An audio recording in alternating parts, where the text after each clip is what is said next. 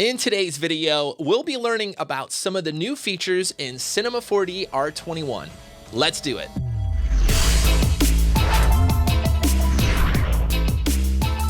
Hey, it's Nick here from Greyscalegorilla, bringing you the tools, training, and tutorials to help make you a better motion designer.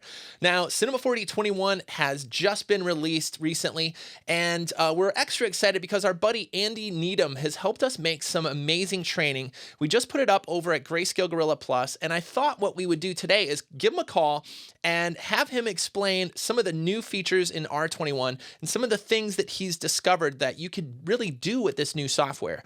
Now, he's had way more time with it. In fact, he's been doing great training for many years. We're so excited to have him as a teacher over at Greyscalegorilla Plus. And so let's give him a call and let's learn about some of the new features of Cinema 4D R21. Well, hey, Andy, thanks for coming on, man. How you doing today? Yeah, pretty good, Nick. Good, pretty good. Good. Well, I'm excited to learn some more about R21. I know you've been playing with it for quite a while now and making all this training. So I guess we could start anywhere, but I think the biggest thing is going to be all this new interface stuff. It's a big change. Yeah. It's crazy. Can you give kind of your thoughts about the interface and maybe a little demo of this as well for those of us who haven't seen R21 as much as you have? Yeah, I mean, if you're on a Mac, one of the first things that's going to be different is you actually get this Mac menu here as well, which I quite like. I've been using it pretty much all the time now. At first, I was like, I like the old legacy way, and which you can switch back to that, by the way. But yeah, it's pretty good, and you still have that same like functionality of being able to pull off things like that and just dock things. So it's good. The only thing it doesn't show up at the moment is any new features. It doesn't have the highlighting, but I've got that currently turned off. So, but yeah, other than that, it's great to have it kind of follow the macOS guidelines. And also because some things are not where they should be or where you expect them to be, like, certain tools, they're just not going to be there anymore. You can actually come in here and just like search for paint tool, for example, and use the Mac. There you go. Native one. It's right there. It's right there. It's not in the so some things have been moved around, but we've also been using Shift-C all the time anyway, just to kind of find where those tools are. So yeah. And, if you're not familiar, Shift-C has definitely been my friend, just trying to find, because if you haven't heard yet, they've moved so much stuff around in the new interface. I think they've done a good job of where it ended up, but you may go to a menu and go like, what happened? Where is it? Exactly. I mean, most of the tutorials that you've been following or would follow are broken, because especially when people are saying, just go to tags, Cinema 4D tags. That doesn't exist anymore. They're nicely organized now into categories that actually make sense. So when you want your compositing tag, it's in the render tags. And so, you can grab it from there. Yeah, those menus were getting a little unwieldy, but I think it's a good idea that they did it. You just have to watch out as you move forward with this stuff.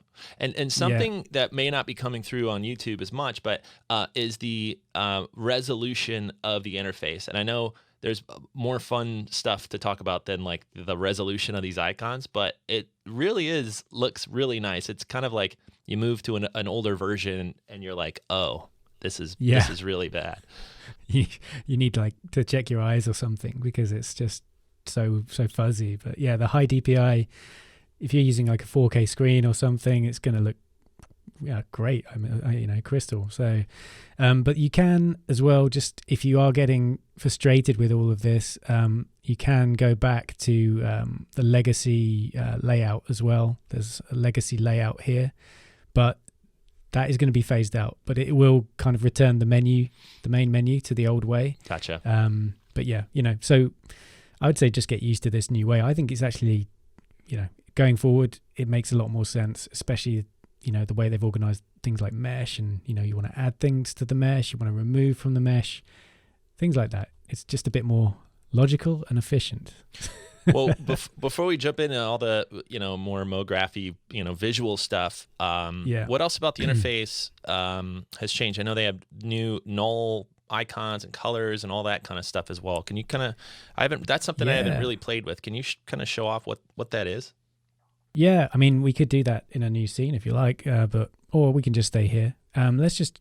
Oh yeah. Well, first of all, the icon for the null icon for the null object has changed, but the basic tab is not so basic anymore. You've got this whole icon setting thing here, so you can start to make your scenes in the object manager a lot more visually interesting and organize them with like icons and things like that. So we could just choose a custom icon now for this scene, and we can colorize it however we like.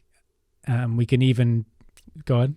No, who picked these icons? What do you need a foot for? Is that like a character thing? Well, I think these are all, yeah, you see it says controller. So I think these are all from kind of doing character rigging. And I think that's first and foremost what this was probably for. The classic underwear controller. I could see it right there on the top left. Yeah. Yeah, so there it's you a go. classic character underwear controller. Yeah, that's perfect. Yeah. We've got a little mouth here as well. Yeah. Okay. I think I got you. But yeah, I mean, I've gone ahead and done some of my own. Like if I had a group of objects, then I could just sort of do that. And how you get the icon IDs, I mean, no one's going to remember this kind of number, are they? So you come over to Window Customization in the Customize commands, anything in here. Let's just search for like a cloud or something. So there you go. You've got the cloud tool, but the cloud ID, the ID for that is this. So you can right click and copy it. Just come over to here. Let's just get rid of that. Paste it in, and then remove the ID in the space, hit return, and you've got a nice little cloud in the scene. And we can, what else can we can just change the icon size to large, and then, we can see that. Just show off that cloud, man. Yeah, change the color. That's cool. I didn't know you could pick from anything there. Yeah. And what's also cool is if you have a light in the scene, let's do this in a new scene here. So we got a light. We change the color of the light, and you see the icon update. So colorizing your lights, you know exactly which one it was. Oh yeah, it's that kind of purplish light now. So that's pretty useful. That's great. Well, cool. I know there's a lot more they did kind of behind the scenes and presets, and I know you go over that in some of the training, but I'm sure people really wondering about some of the new like MoGraphy features. I mean, I'll speak for myself. That's what I first look for on a new version of Cinema 4D. It's like, okay, I'm sure they made it faster. Or I'm sure they did this, but like, show me I'm always like, what's the cool new visual feature that allows an artist to do something they couldn't before? Because these things are gonna like speed up their workflow and their side of things as an artist and allow you to work faster and more organized. But what's that cool like trick thing? And it seems like it's field force, but what are your thoughts about what that cool new like visual feature is in here? Yeah, I'm just playing through this scene, and all of this animation in here is controlled with field forces. And dynamics, of course. So the new field force system allows you to essentially take you create your own field forces. So that you remember the old forces that no one really uses anymore because you don't use C4D particles, you use X particles or whatever. Yeah. But now you've got this field force in here, and this allows you to create a custom force. You can create by using fields. So you can create an attractor using, say, like a sphere. You could make it repel by just inverting the direction. So you have a lot of control over that. And in this scene, I'm using just linear fields just to set the direction of where I want this ball to go. So dynamics kick in, and then it's traveling through the field in a certain direction. And then it gets to a point, and it will kind of just float up and keep going on its way. And then another force takes it down by sort of saying, now we're going to put gravity in this direction. So it's been a lot of fun to play with, and it works with obviously dynamic objects, the old particle system, thinking particles, and it's a really simple setup with thinking particles. We could probably look at that a bit later, but there's also anything where you think of dynamics, so hair, cloth. I don't know. Have you had a chance to have a little look at it? Yeah, I'm surprised on how much it works with, because it really like once I saw it working with cloth, I was like, okay, this is really cool. Basically, anything that's dynamic, and not even dynamic, but like you said, the particles, thinking particles, you now are able to do some really powerful particle stuff without, we may have talked about this on the podcast. Like, it's not replacing X particles by any means, but No. it is opening up the viability of the like included particle system and even thinking particles, like giving that a lot more power, because now you can control and art direct all your dynamics and cloth and particles, and like you said, thinking particles, almost everything, even just like a simple cloth tag and then add noise to a scene and then a direction like you did. And now you already have way more control over your cloth system than you could even in the past. It's pretty fun. Yeah. It makes it easy to art direct particles and things like that. You can send them on a spline or whatever. And yeah, you can sort of predict where things are going to go, as opposed to it being completely out of your control. So yeah. And it's something too that I constantly forget until I start playing with something new, which is a new thing is cool and it's new, but then the fact that Cinema 4D always tries at least to make it compatible with everything else means that you don't just get this new cool effect, you unlock other potential on everything else that Cinema 4D has included. Like a good example for me is like when Fracture Voronoi came out. Well, I forget how many years ago that was, but I think it was 19, let's say. And Fracture Voronoi 18. Look at that. yeah, I think so. Yeah. So Fracture. I might be wrong. No, I think you're right. I'm losing years here. But when Fracture Voronoi came out, it was one of those things like, okay, now you could fracture, but the fact that it worked with the dynamic system, and then when fields came out, okay, now you could use fields to affect the fracture that works with dynamics. And now that field forces come out, it's like, okay, now you could use field forces to interact with fracture and dynamics, and you kind of layer on these possibilities. And in fact, you had a scene file. I don't know if you have it open or not, but you had kind of a particle tutorial I know you were making with field forces. Oh, yes. This one. Yeah, this one's pretty interesting. I can just zoom out so we see like maybe the whole scene a bit, and maybe just hide some of these lights and cameras. Let's filter those off. Hey, gotta have some lights, Oh, I know, but it clutters up the view. So there we go. We got this. This is a setup where we're using a matrix. Setting it up in object mode. We're putting matrices onto these letters and then turning that into thinking particles, which is super easy. And then using, if we just look at the hierarchy here. So we've got thinking particles being generated, and then using a field force to, and this is cool as well. The volume builder now does vectors, which is great.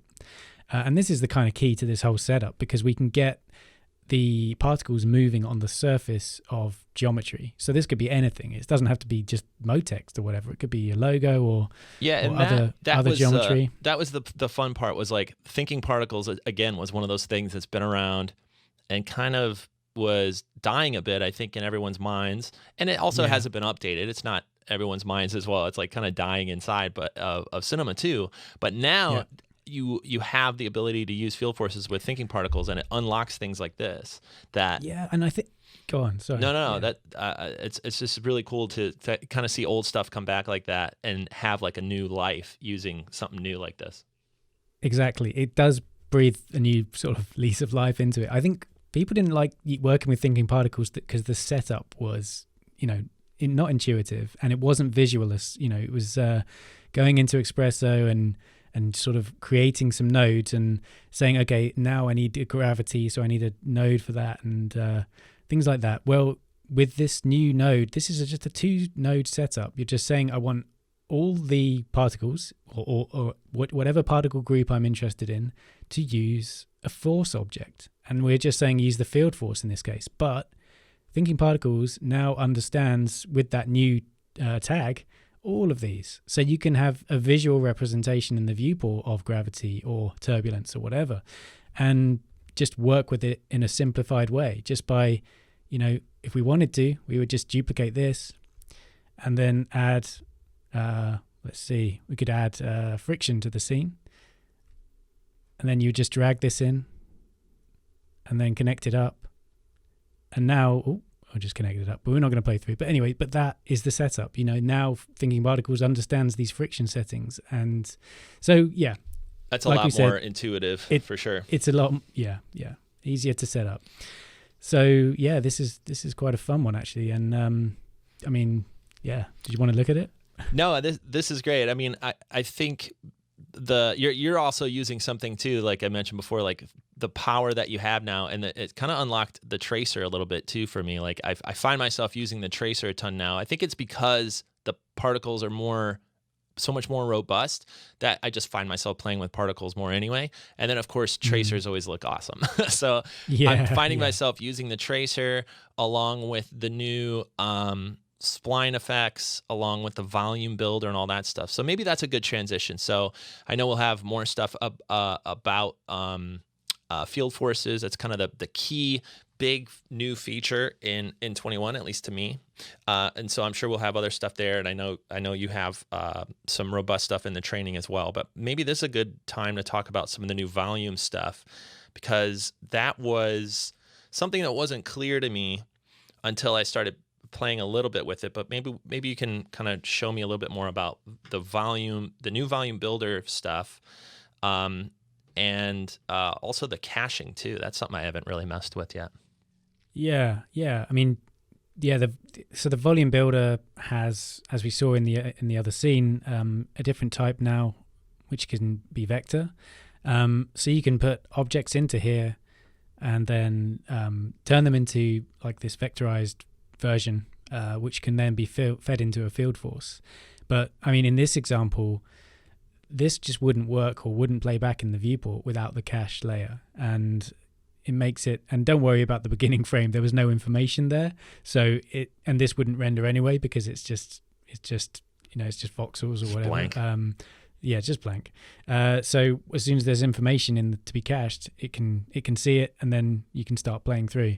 And we're capturing our screens and doing all that, and it's still playing back, and it also means that you can scrub it and get to a different point in time as well, because obviously you got that cache. So it's a very, very handy little feature, this, and of course handles animation or just a single frame. It's up to you. But what you if you want to, and you can also continue working on top of this, so you can get to a point, if it's really slowing down, cache it, and then just work on top. Oh, and then you can like smooth on top of it, and then it uses the cache below as the kind of the base info. Oh, I see. Just like that. That's great. Yeah, just like that. Yeah, because the workaround was so tedious and sometimes like impossible to like bake it out and then see it real time or put it in the viewport now, or put it in the renderer. But now the fact that you could cache all this stuff is really, really interesting. And what else are you using here? Because you're using the is this splines that are being traced on? Yeah. If I just what have we got? So we've got a sphere that's moving around, vibrating around, being traced, and then that tracer is going into the volume builder, and just messing around with the scale, just to kind of do some weird stuff with it. Because that's new, right? The ability to scale your splines inside of the volume builder. Well, you could do that, I believe, but the scale per segment is new. Gotcha. So yeah, you could do different, and that's not going to work because the cache is on. But you could do different scaling per segment instead of like as a whole. You do it per segment. So yeah, it used to be like every spline had the same thickness as it came in, but now you can actually sculpt each little piece a little bit more, give it some more organic feel to it. Yeah, and to get something more organic, I'm just smoothing it out massively and doing some stuff with that. So, but yeah, it's been really handy to actually have this feature in here now. I think that's the volume builder's been getting some decent updates for sure. Oh, another thing that you can do, and I guess we can't sort of see it here, but you can create curvature maps with the mesher, which means you can get, if you've got if you want to create some kind of worn edges looks on your models and things like that, you can do that now. And what it will do is it will generate a vertex map, and it might not work here. Oh, there you go. Yeah, okay. So you use this vertex map in conjunction with your materials to kind of get all the crevices and things like that looking all nice and worn and texturized in a different way. So I see. So it's like a separate mat that you could throw like another texture on, get those worn edges or something like a different material for the inside and stuff like that. Yeah, I mean, you sort of work in that sort of way of, I guess, the same workflow you'd use for, putting in a vertex map. Like I'd probably use like Fusion or something, or I don't know. It may be, something like that. So. Yeah, that's to me. There's like 20 and 21 are kind of a I know they're a year apart, but they're kind of like brother and sister to me, where there's so many new things that unlocks in 20, in quote 20. It's all additive together, of course. But the features that came out in 20 were really robust and allowed you to do a lot of crazy stuff. And then with 21, I feel like they added stuff to that then unlocked the power of something like the volume mesher, which came out in 20, or something like the Voronoi that came out a while back, that the new field forces kind of opens up again. So there's this real nice ability to, like, I don't find myself only using new features, of course. It's always like additive on top of all this. So it's really cool to see this. I mean, even just like the viewport stuff that you're using, the fact that you're using all the nice HDRIs and the viewport and everything, it's just nice to kind of see all this stuff stacked together in the last few years to create an entirely different cinema experience. So yeah. And I think going back to it, but this new theme is, brings the work off the viewport now, and it just makes it's easier on the eye. I like the updates to the icons and things like that, and I think going back to 20 or something like that, it just doesn't feel. I don't know. The dark theme in 20 just feels bright to me. I need this now. So, but yeah. Okay, so why don't we jump to I just got my little list here of new features. Okay, why don't we jump to bevel, because I think that's another one that can be kind of a yawn-inducing feature until you start playing more with it. And I mean, I guess tell me your thoughts in general about the new bevel. Right? I know it's kind of a long time needed, but how do you feel about it so far? I really like it, actually. I don't think we could, easily create these effects in the past at all. It was always going to be a bit of a mission, and I think it's great. I mean, if we come over to, let's just look at this and look at the caps. So it's a completely new interface. Allows you to turn on your caps or whatever. You can separate out the controls, so we can bevel the front and back independently like this. Just turn it off on that and just start working with the end bevel in a completely different way. And you have this curve, which allows you to just create your own profile. And we can do pretty much whatever we like with these shapes. If you're really happy with it, you can even save it as a preset. What I've been doing a lot of the time is just throwing in a preset, and there's a few here that are pretty decent, and then just going in and modifying the curve just to my liking. Starting from with the preset and moving in. Well, even even the chisel effect that you have on the other thing here, that was. I remember a tutorial coming out about this chisel effect that was essentially like you had to literally go model it all by hand, and now you just crank up the setting all the way in the right mode, and you get instant chisel bevel just like that. Yeah, just like that. And the great thing is, look, this is cranked way beyond it needs to where it needs to be. Like, we can just bring this right down, in fact, and you start to see it coming back in. But you get to a certain point, and you would think that the geometry would just crash into each other, and you'd see these horrible intersections in the viewport. But the way that this works now is that you can create these caps and bevels, and the algorithm they're using, it avoids the the intersections, of course, there's this little button here. If you want to see the complete mess that it could be, just uncheck this, and yeah, it becomes a pretty horrific. Beautiful, but, beautiful. Yeah, but there you go. There's something funky for you. But yeah, we can just keep that checked, and keep your type in checked as well. In check. Yeah, and it's kind of a long time coming, I guess. Or it's that like Cinema finally has good bevels. I know other platforms have had stuff like this, but you were showing me something, and I didn't get the full demo. But you were showing me something where you took this even further with the buildings or something like that. Oh yeah. There's something here. So yeah, all the tops of these buildings were just you created with caps and bevels, just in the modeling settings, and you can see if maybe we can just isolate one of these or turn off the cloner, and we'll just spread these out a bit. That's crazy. I mean, the some of those seem obvious, like, okay, I get that the steppy one, but then that middle one is crazy. This one. So this one is a bit of a cheat because I'm using a couple of different extrudes, but the thing is, yeah, you can still, maybe we should step through it. Let's just see. What do we got here? Hide this one. Yeah. So we begin with something like this, and we can just adjust it and get a certain profile.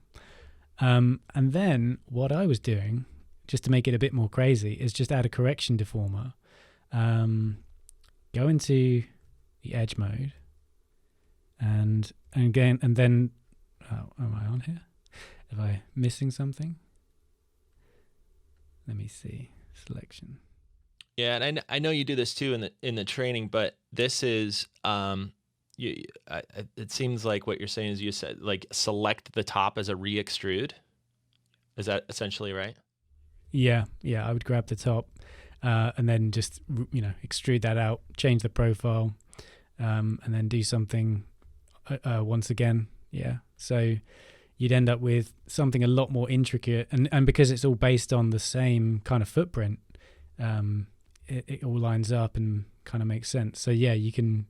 I don't know who would actually build this type of building, but well, but it's the fact that it opens up your idea. That's the cool thing. It is, yeah, exactly. So yeah, you can see all the edges exposed here now, and you can just grab something and just work your way around it. Maybe just a loop, and then edge to spline. Yeah. I think this one, and I guess this is true about any new feature. There's always the obvious stuff that it does, and then there's the stuff that you're showing me, like this next level stuff that you could use the new caps and bubbles for, and then as soon as a new feature comes out, there's always like that next, second, third level thing that somebody will discover and go, oh, okay, now you can, I didn't know you could do that. Like, I know in one of my tutorials that I made was using the cap to extrude a tracer object that's being swept. So now all your little, sweeps from your tracer object have a custom cap bevel on them that kind of allowed me to model something that I would have never been able to do before, and essentially like take the end of my little wire and make it look less just like a pipe in 3D, but more like a little cable that I plugged into something. But those little nice items to be able to pull that off is like what's unlocking in my brain, because like it's just any of these things are just technical features that allow you to do new stuff, but the real power is in once it gets in the artist's hands and they're like, okay, I understand how this works. I understand how this integrates into my workflow. And now I'm able to pull off visuals or ideas that I couldn't, or it would have taken me too long in the past. And that's what's exciting about new stuff, Yeah, I totally agree. Yeah, the tools are one thing, and then you just give it to an artist, and they just take it in a different direction, and it just becomes like this really exciting thing. So what do you think about the denoiser? I got a note here for it, and I've been starting to play with it, and wanted to get your thoughts about it, because if this is true that the denoiser can allow me not to spend like an hour per frame on physical render. I think that it would unlock a lot of potential for those of you listening that might not have the ability to get a third-party render or Redshift, or even just work at a place that has, like we're finding a lot of people are just sitting in places that have all this legacy hardware, and they have a giant render farm full of Macs, let's say, and they just don't even have the ability to jump into a third-party render. But what's your experience in general with the denoiser, and is it usable, I guess? I think it's 100% usable on stills. And I've been using it with preview animations and things like that. I mean, I did some tests as well where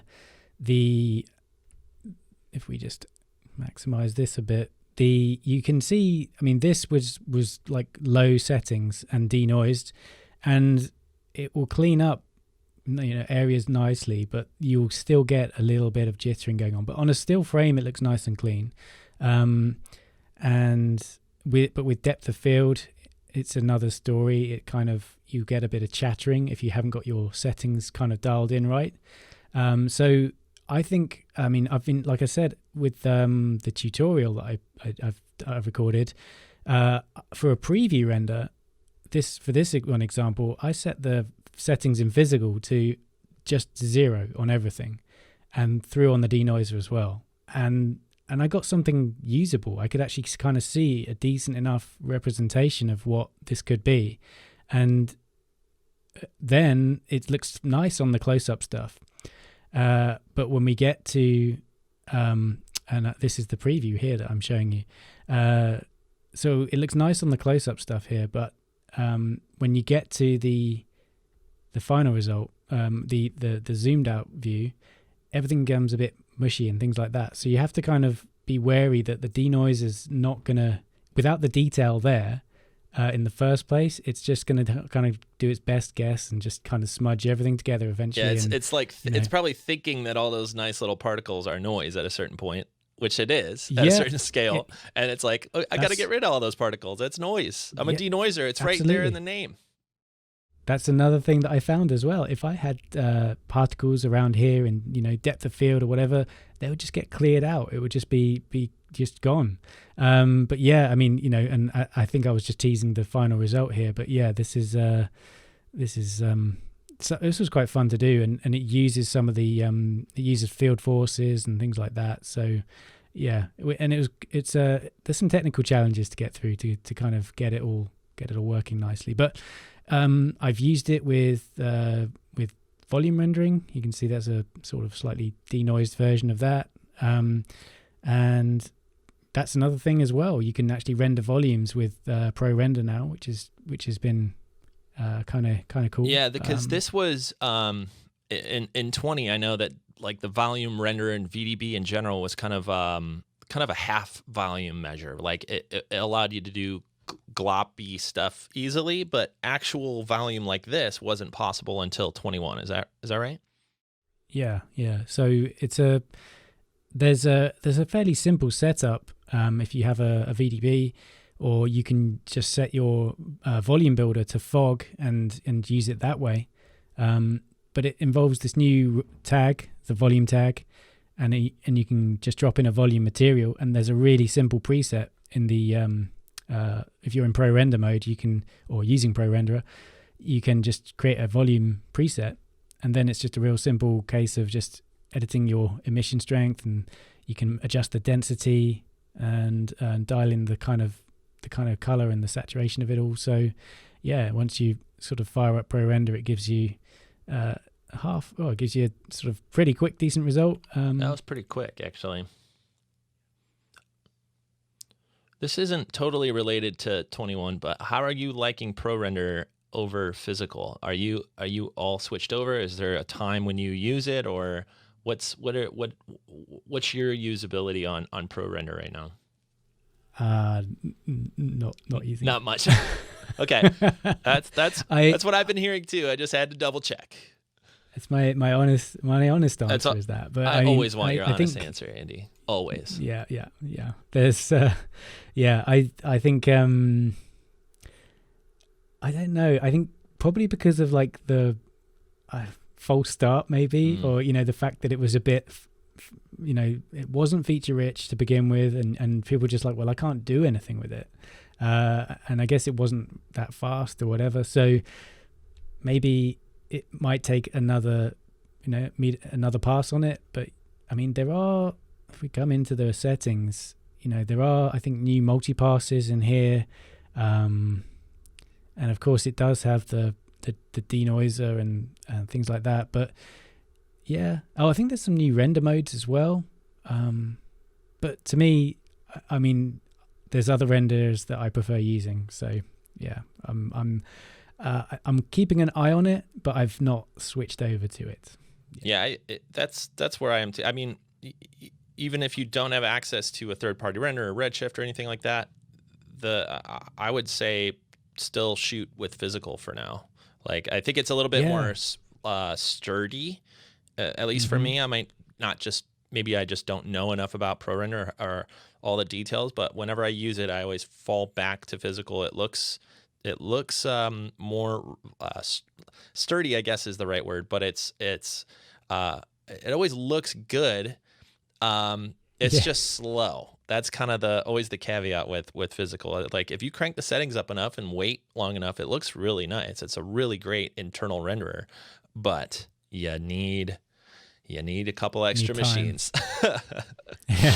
Yeah, or render farm. Or render farm. That's helpful too. Yeah, you got to send it somewhere to get it out. But yeah, I mean, yeah, it is a nice looking renderer, and even, I mean, there's been some, you've used it probably more than most, and you've got a wealth of tips to kind of share on how to like dial in the settings and just get it kind of like, you can get it, here you go, I can get you working fast, and then do this, and this is going to look really pretty and all that kind of stuff. And I mean, it's I actually in my tutorial, so I'm recording an R21 tutorial. It should be out in Plus by the time you see this video, but in it I have it's something I've never really done before, which is have a pre-made scene file that we start with.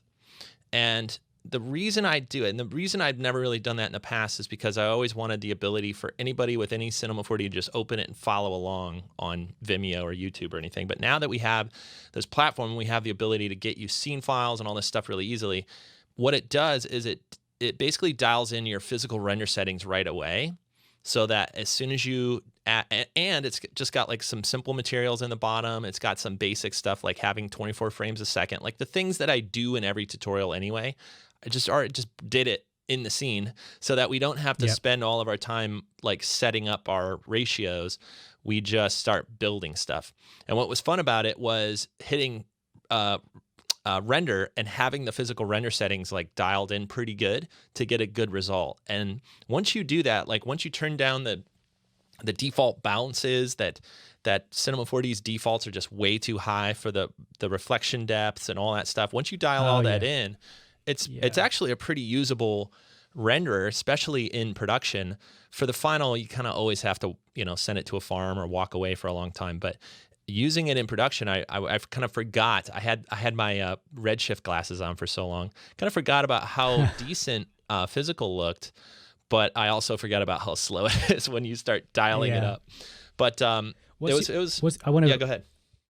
Sorry, I got a question though. I mean, I want to know what's your go-to, like what are you going to start on, just to, because this is what you were talking about, right? These bounces are way too high. Oh, is that what you're saying? Absolutely. Or? So the two main tips that I have for physical is, one, never using the color channel in physical.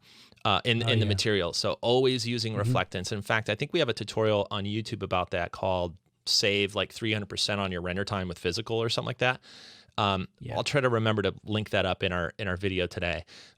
So watch that one for sure, because that'll show you the material cheat that I use that speeds it up. But this one, I always go ray depth. I just go to 10. That doesn't seem to affect it so much, but I always want to try to lower these numbers. Reflection depth, I'll go to 3. And then shadow depth, I'll go to 10.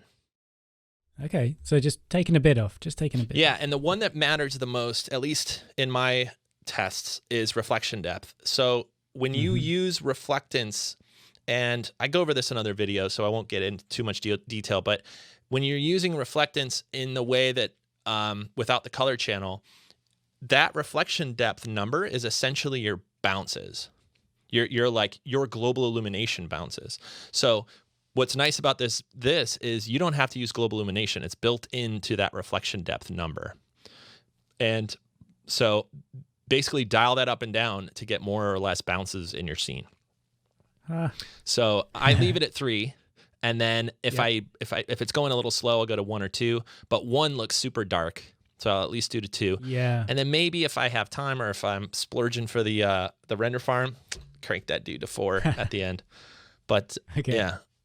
But yeah, those are the things that are like already dialed in this scene, and we'll be sharing this scene as well with if you're a Plus member, you can just download it, start with it. I've been starting with it because it saves me like 5 minutes every time I open up a scene, because I don't have to go like change it to 24 frames and do this. Like, it allows me to set my presets and then just start working and have materials and lighting, and it's got an HDR built in. It's got all these little things that I just use. So I'm excited for that workflow. It's kind of new for me, but I'm excited to like share it with you guys and see where that is as well.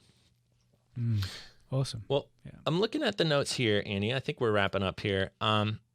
It looks like I got through everything now. It looks like there's some obvious other new stuff that we didn't talk about today, and I know you touch on a little bit in the training. What else is there, just to kind of let people know what else you've been working on? I mean, there's some new MoGraph stuff that we didn't discuss, which is the new kind of subfields and masking interface, which is pretty cool.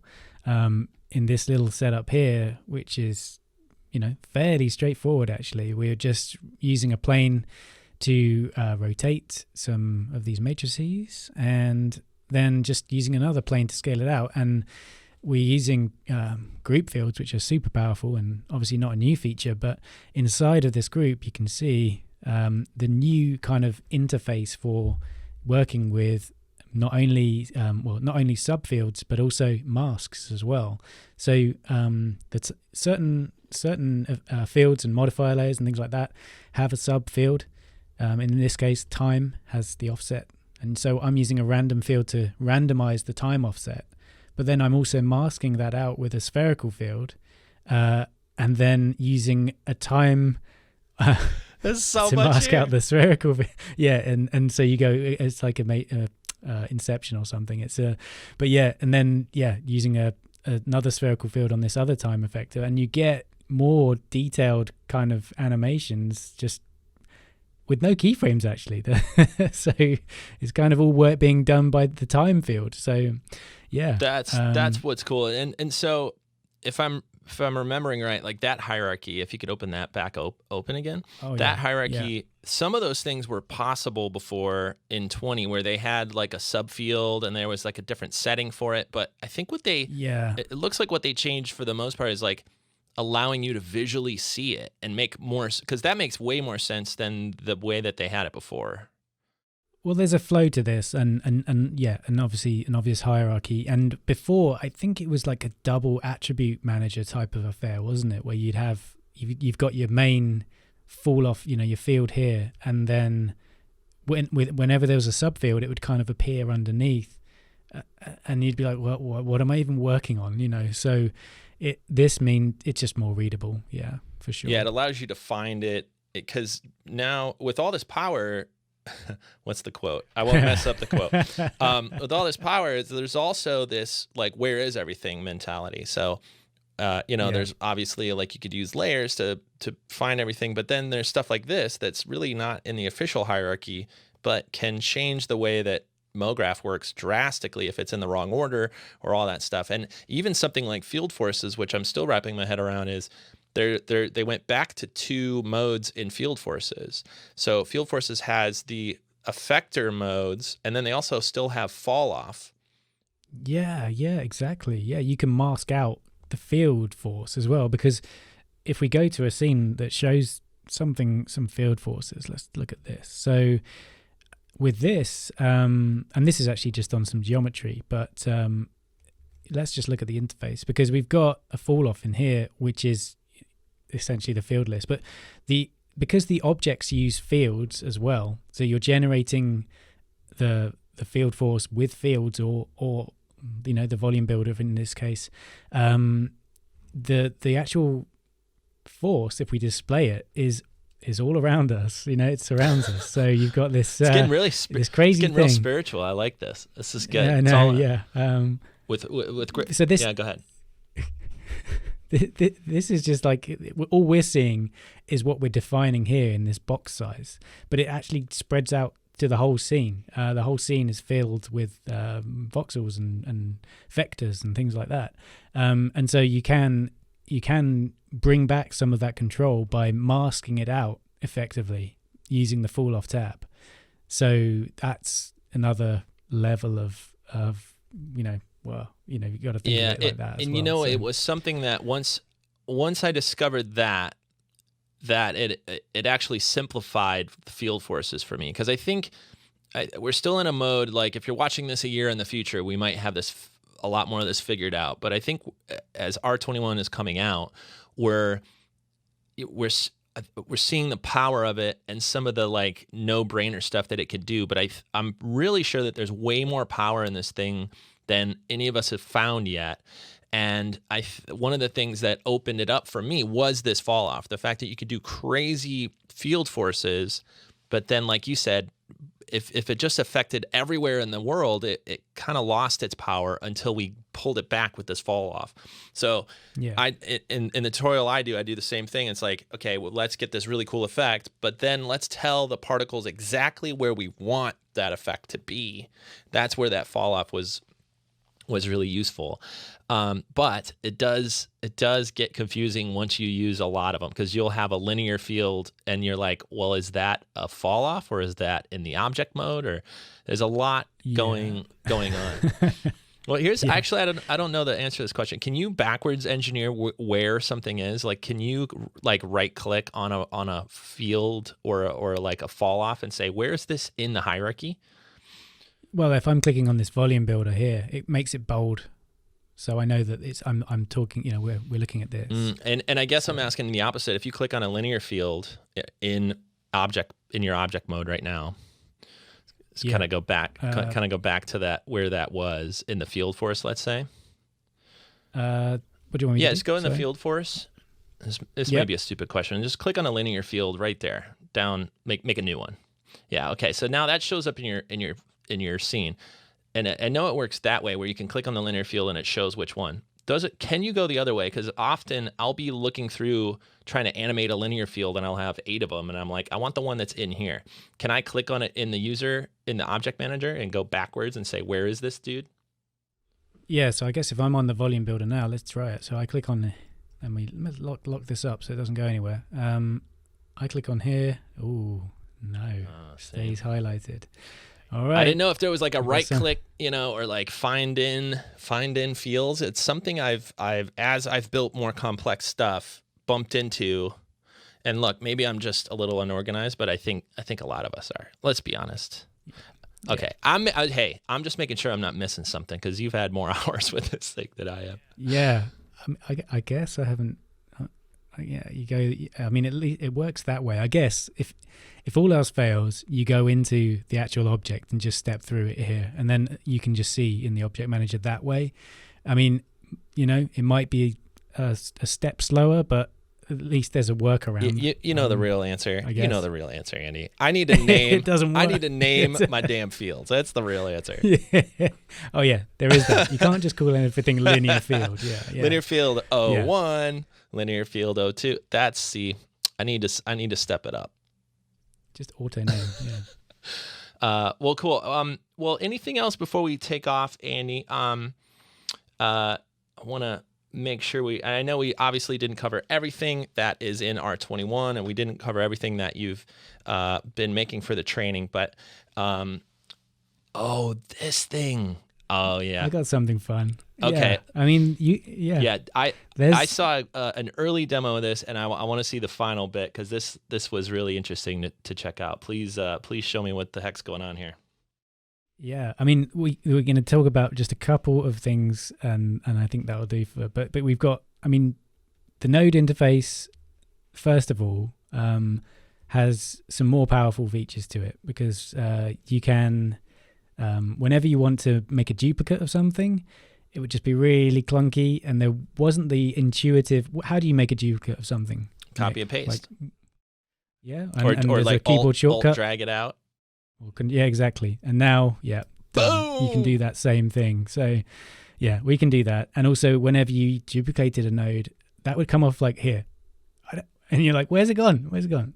And so now it just comes pretty much under your mouse. So there are two very cool things that are going to save a lot of time, I think. With this, there are some 2D nodes, and you can, which I go into actually.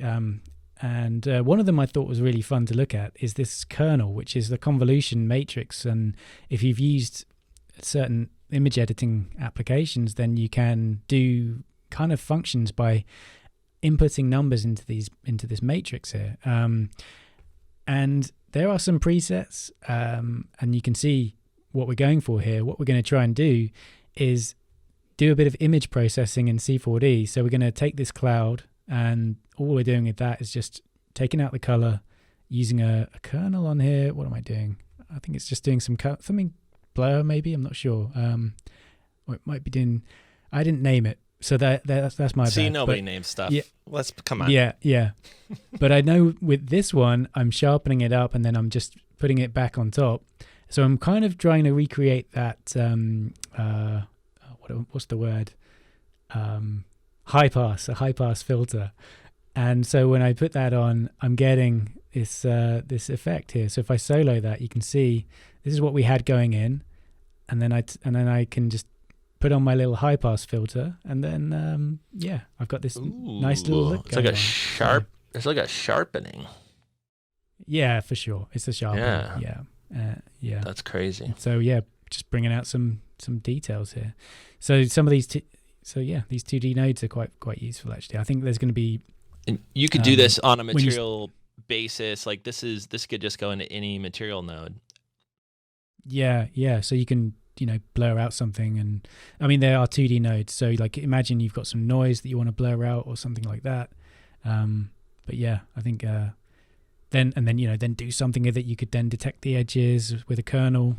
Gotcha. Do some other stuff. So it sounds like the obvious one is like less steps back into a image editor and Photoshop all the time, but other ones are like kind of procedural things that you can now do on 2D, like images coming in that you would have even had to wait for post to do, but this looks even more powerful than just in post. This is like on the material itself. It's happening. Yeah. That's crazy. Well, that's I'll have to play more with that. I'm actually excited to watch a lot of the training as well, Andy. I'm behind on learning it. I kind of forced myself to learn some more about the field forces just to understand it. But all these other little details I haven't really jumped into, including the modeling stuff and even just the interface in general, just like understanding where everything is. So it's really powerful. So maybe we'll kind of end with this. We talked a little bit earlier about the idea that these tools, we never really know exactly what they can do until artists get their hands on them. And as R21 comes out and more people are going to use it, start to use things like field forces or bevels or whatever, what's like the feature you're most excited about that everyone's going to get in their hands if they get R21 that you just can't wait to see what's possible with this stuff? Yeah, I think for me, it is definitely field forces are one of those things that it's because, like you said, you touched on earlier, like it's not just on dynamic objects, it's in so many different areas of the software, and people are going to kind of, it's just going to fire off people's imaginations, and just, they'll be able to just create things that we haven't even thought of, and the developers never even thought of, and probably just just by trying to break it probably. And I think it opens up so many different possibilities. There's also something else that we didn't talk about, but I do sort of touch on it in the training. There's a new channel converter in the which is a new layer that you can use in fields, And I think that's something that could be quite powerful as well, just taking that data and just using it in a different way, you know.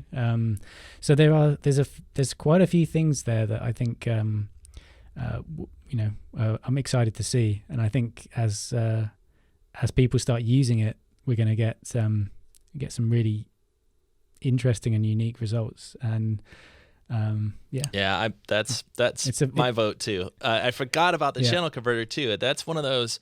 That's kind of one of those almost X particles features too, that allows you to change color over time or change shape over time. Like, that gives you other ways to interact with particles that we couldn't really have access as easily before. Totally forgot about that. Definitely going to play more with that. And hey, I'm excited for two big things. One is what you guys watching are going to do with R21. So let us know. This is kind of coming out the week that R21 is launching, but no matter when you're watching this, let us know your, favorite feature or how you're combining these things together, or even little tips and tricks, because I think the real fun of something like Field Forces is going to be how you combine it with already existing things. I think we're going to discover more and more stuff that it just works with. And if you're like me, you'll get to a point and you're like, well, what if we double this? Now, what if we put this inside of, I'll get to the end of a whole particle system and then go, what if I put this in a volume? And then it spurs off another whole idea that wasn't really what I was going for originally, but is beautiful and it works, and it just kind of works together. Yeah. So that's what I'm excited for. Mainly. Yeah. And then the second thing is your training. So thanks for all the work you put into this. I'm excited to dive into it. And I'm sure those of you watching are as well. So I think that'll do it. Andy, thank you so much for the demo. I appreciate it. And really excited to have you here making some training for us, man. Thanks, mate. Yeah, it's been a blast. So really happy. And yeah. Awesome. That's awesome. Cheers, thanks, man. Have a good one. Thanks again for watching, everybody. And hey, don't forget, if you are already a Greyscalegorilla Plus member, all of our brand new Cinema 4D R21 training is in your library, ready to watch right now. And if you're not a Plus member, definitely go check out Greyscalegorilla.com/plus to learn more about it and learn how you could start learning more about Cinema 4D, X particles, and Redshift today. And with that, I wanted to thank you once again for watching, and we'll see you in another video really soon. Bye, everybody. I can't believe we're at R21, by the way. My first version that I've purchased was, I think, 9 or 9.5. Put yours down in the comments. Let me know your first purchased version of Cinema 4D.